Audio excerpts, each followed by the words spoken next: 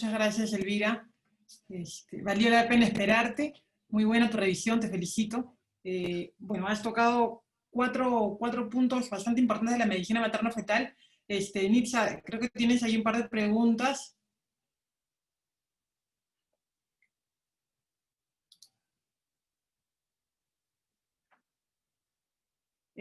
Abre tu Sí, micro. sí, ya pude abrirlo. Ya. ¿Me escuchas?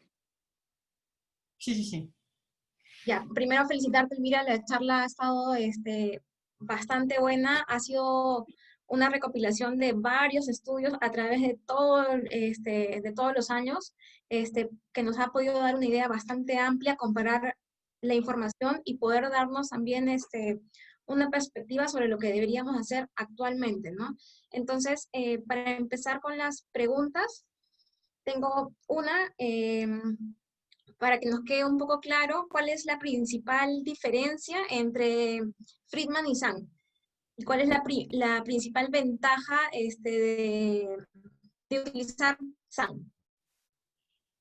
Bueno, la principal ventaja de utilizar SAN es la menor incidencia de cesáreas, ¿no? Es en realidad quizás una de los resultados, y yo lo consideraría un resultado adverso al momento de utilizar, a comparación de la SAN, la curva de Friedman o de la OMS. Entonces, definitivamente ha demostrado un mayor beneficio en reducir la tasa de cesáreas. ¿Por qué? Porque ya no tenemos esa famosa fase latente prolongada, ya no tenemos esa famosa fase activa que se detiene y fase activa prolongada, y por ahí esperamos mucho más tiempo. Entonces, démosle chance a esa paciente que está en 4 o 5 para que pueda incluso esperar más tiempo y chance pues que no termine en una cesárea, que es lo más importante, porque definitivamente, como ya hemos visto en el cuarto tema, la complicación es que nuevamente lo más probable es que termine en otra cesárea, ¿no? Si es que incluso se intenta el TOLE. Entonces, esa es una de las principales recomendaciones, ¿no? Totalmente de acuerdo. Cada vez estamos viendo más pacientes jóvenes que están sometidas justamente a una cesárea a corta edad por un trabajo de parto disfuncional como principal causa, ¿no? Y sobre todo, la gran mayoría de cesáreas son aquellas pacientes que se quedan en dilatado 4 y que no avanzaron más después de 2 horas. Entonces, creo que sí deberíamos tomar más atención y dejar un poco de lado ya el estudio de Friedman y empezar con SAM. Se debería poner esto en práctica ya a nivel de todos los hospitales, pues, ¿no? La otra pregunta es si es que se debería, ¿a qué semana se debería realizar el screening universal de la medición de cervix? Y la otra, en cuanto a este tema, es, tú mencionaste que había un ángulo de cervical anterior para la proyección de parto pretérmino. Si es que hay alguna semana de gestación en particular en que se debería hacer esta medición, ¿y qué tan específico es esto? Ya, respecto a la primera pregunta, definitivamente, bueno, el uso de la cervicometría es bastante importante en realidad, ¿no?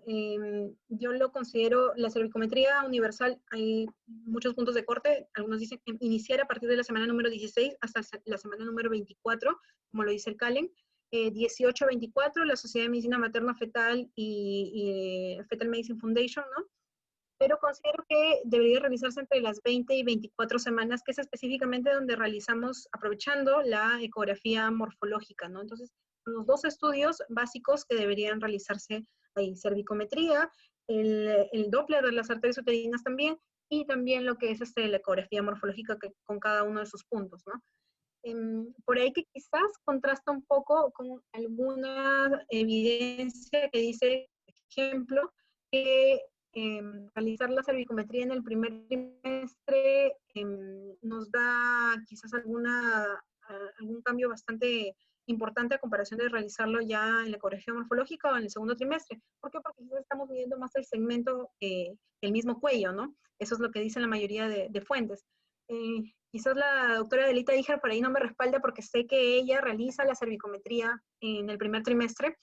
En realidad, bueno, con el poco tiempo que quizás tengo como ginecobstetra, la mayoría de veces la he realizado de manera diferida en el segundo trimestre, no en el primer trimestre, pero quizás por ahí nos puede ampliar un poco con respecto a su experiencia, ¿no? Con lo que he revisado, sí dice que quizás haya una diferencia y no debería realizarse en ecografía genética, por ejemplo, sino a partir de la semana número 16 a 18. Específicamente, recomendaría yo entre la semana número 20 y 24. Con respecto al ángulo cervical anterior, la especificidad en realidad no es muy buena. Hay solamente 2, 3 estudios sobre ángulo cervical anterior, y en realidad son estudios latinoamericanos que por ahí que están empezando.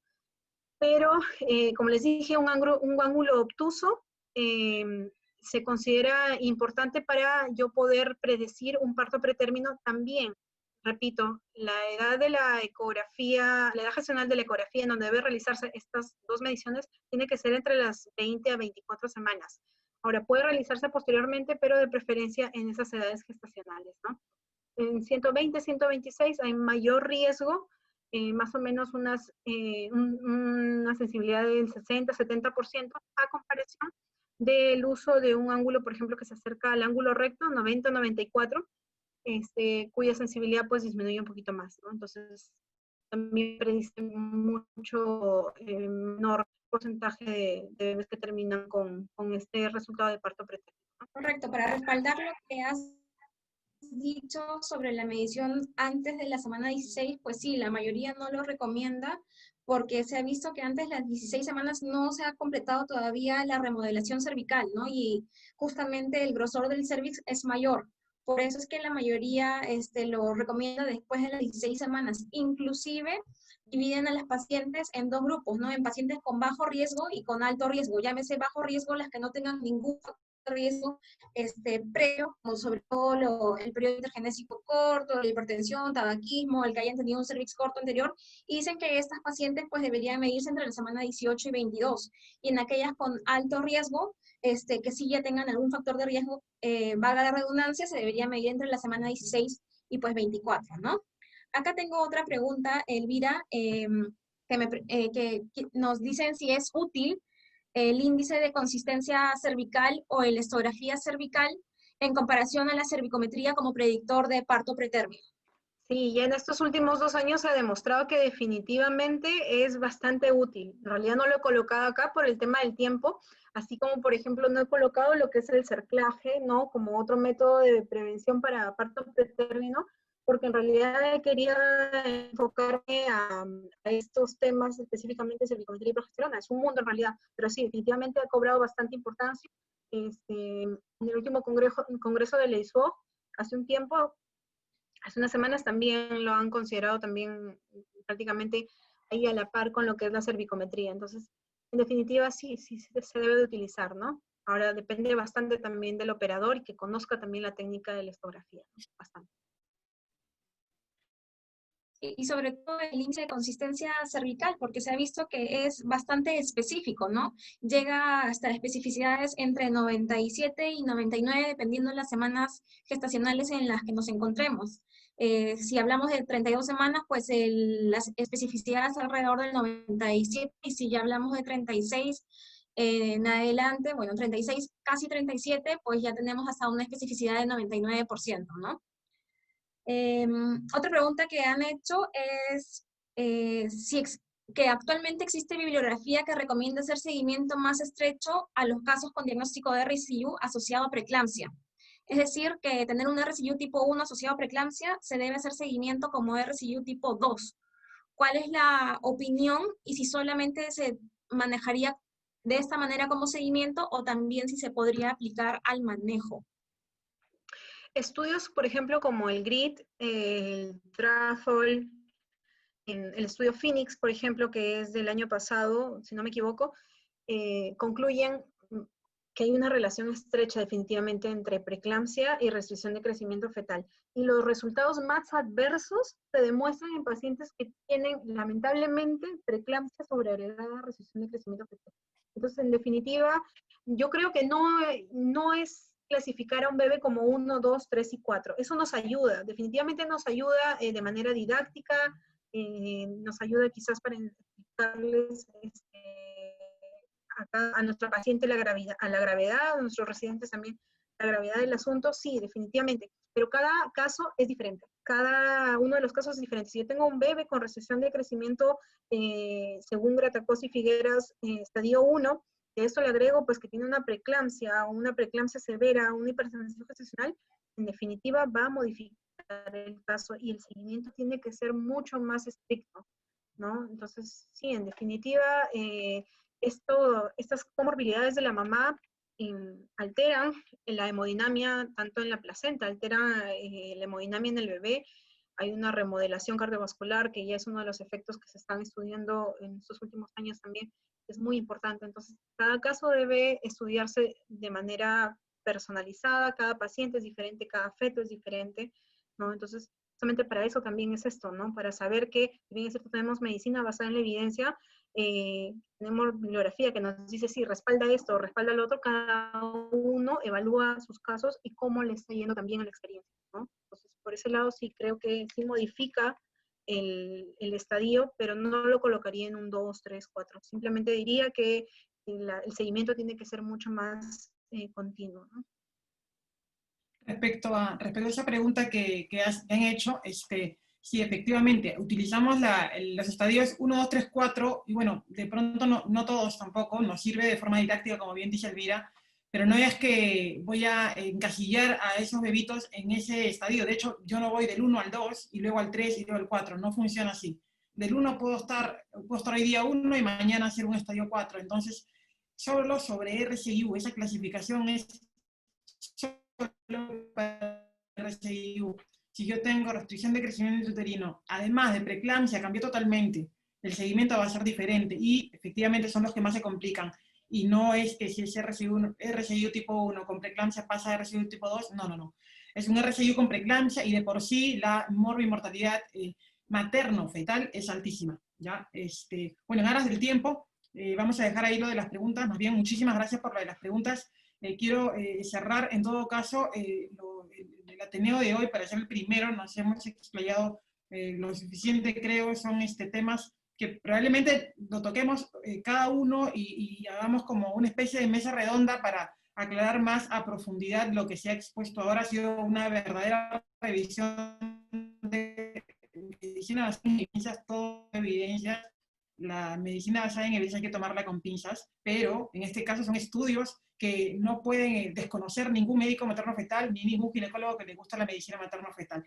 Para cerrar entonces, sobre los 4 puntos que mencionó Elvira, el punto 1, Friedman o Zhang, ya lo dijo Nitza, de acuerdo también con Elvira, el parto es personalizado. Y no puedo extrapolar un estudio de Friedman de 1955 en 500 pacientes para los 250 millones que somos en el mundo.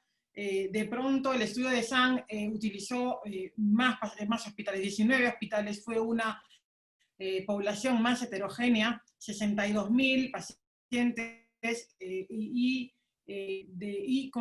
obviamente me muestra en las tablas la diferencia que hay, si es que soy obesa, si es que soy negra, si es que fue el bebito varón, si es que fue mujer, y todas esas variables que van a intervenir para que el parto sea totalmente diferente en cada una de nosotros. Entonces, por allí, bueno, desde ¿no? 4 a 5, me demora 6 horas, de 5 a 6, 3 horas son 9 horas, ¿y cuántos han operado ustedes en sus hospitales con dilatado 4? 4, 4. Salió de la curva. A ver, el Centro Latinoamericano de Perinatología creó las tecnologías de ayuda para Latinoamérica y el Caribe en 1970, 1983, estamos a puertas del 2021. Si bien es cierto que el partograma nos ayudó muchísimo para disminuir la curva de la muerte materna y nos permitía actuar cuando llegábamos a la línea de acción, actualmente ya no es una herramienta. Y si yo utilizo las curvas de Zhang, no entra en mi partograma, a pesar que se les siga todavía enseñando a los R1, ¿no? Así es que por allí hay que ver bien esa información. Segundo, bueno, entonces concluyo ahí que las curvas deberían ser personalizadas para cada paciente. ¿Y quién manda los latidos fetales? Mientras yo tenga el monitoreo del bebito que está dentro de los rangos correctos, podría continuar. Dos, a todos. A ver, cuando veo en el PIC, siempre hay unas clases que ellos hacen que dicen, no es costo efectivo hacer a todas las pacientes cervicometrías, y yo sé que el mayor riesgo son las que tienen parto pretérmino. Correcto, pero este año el Congreso de la ISWOC y la Sociedad de Medicina Materno-Fetal Internacional también habla que el costo-beneficio sí va y sí aplica. Del 100% de partos pretérminos que yo tengo, el 60% no tuvo el antecedente de parto pretérmino. ¿Y cómo capto a esas pacientes? ¿Cómo capto a las primigestas que van a hacer parto pretérmino si no tienen el antecedente? Entonces, en verdad es cuestión de acostumbrar a las pacientes y a las ginecólogas también a que la paciente durante la ecografía morfológica pues se cambie, orine y le haga la ecografía transvaginal, que es muchísimo, sin dudas, mejor que la transabdominal. Ahora, ¿en quiénes se hace las 16 semanas? En las pacientes que tienen factores de riesgo, que no necesariamente son todas las pacientes. Ahora, sobre la cervicometría, en el primer trimestre lo pide el software de la Fetal Medicine Foundation cuando tú haces el tamizaje. Ciertamente no es tan confiable, la sensibilidad puede ser alta, pero la especificidad no. ¿En quiénes me sirve? Claro que me sirve. En pacientes que tienen antecedente cono por algún antecedente neoplásico, claro que sí, porque si voy a hacer cerclaje, recuerden, tengo la semana 12, 14 para hacer cerclaje, y si me espero a las 16, pues ya pasó el tiempo. Entonces solo en esas pacientes habría que evaluarlo. Ya mencionó Elvira la elastografía, lo mencionaron este año en el Congreso de la ISLOG, y en verdad que sería mucho mejor. Habrá que seguir capacitándonos para hacer esos exámenes.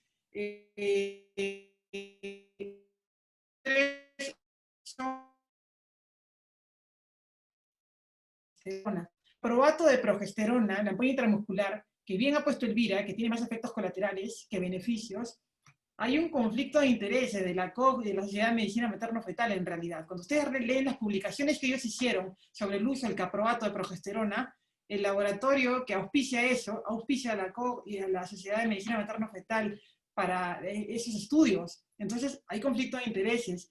No se ha demostrado desde el placebo que hay una diferencia significativa. Por lo tanto, el caproato como ampolla no debería aplicarse. En la progesterona vía vaginal, la mejor sobre todo, sin dudas. Punto 3. Tablas de crecimiento fetal personalizadas, estandarizadas, igual que el parto, como dijo Elvira, deben ser personalizadas. ¿Y a cuál utilizar? A Gratacos, a Nicolaides. Probablemente sigan las discusiones y probablemente hagamos una mesa redonda también sobre restricción de crecimiento intraútero, porque hay mucho por hacer allí. El pequeño constitucional, lo vamos a seguir mirando y lo dejo ahí en una tremenda interrogante que voy a responder. No, el pequeño constitucional no lo podemos seguir mirando. Hay algo allí. No se puede seguir mirando el pequeño constitucional como siempre nos dijeron. Ah, pero el Doppler está normal, seguimos esperando. Cuidado con eso, porque hay estudios que demuestran que sí pasa algo con el pequeño constitucional. Y punto 4, para cerrar, el parto vaginal en salida anterior, el acretismo en 1080 era 1500, el acretismo 2500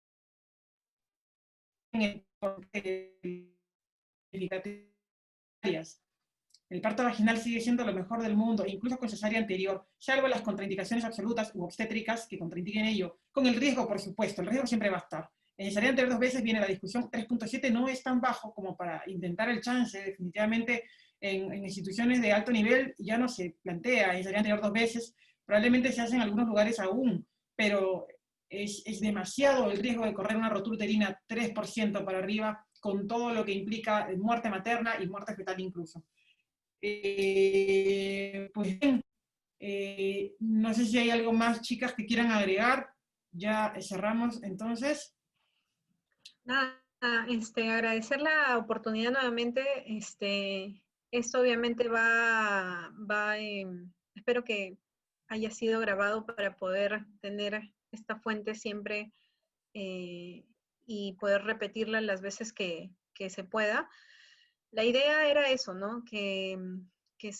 Así como solamente he explicado 4 cambios que han habido con el paso del tiempo sobre medicina materno-fetal, obviamente hay infinidad de cambios y aún quedan infinidad de preguntas.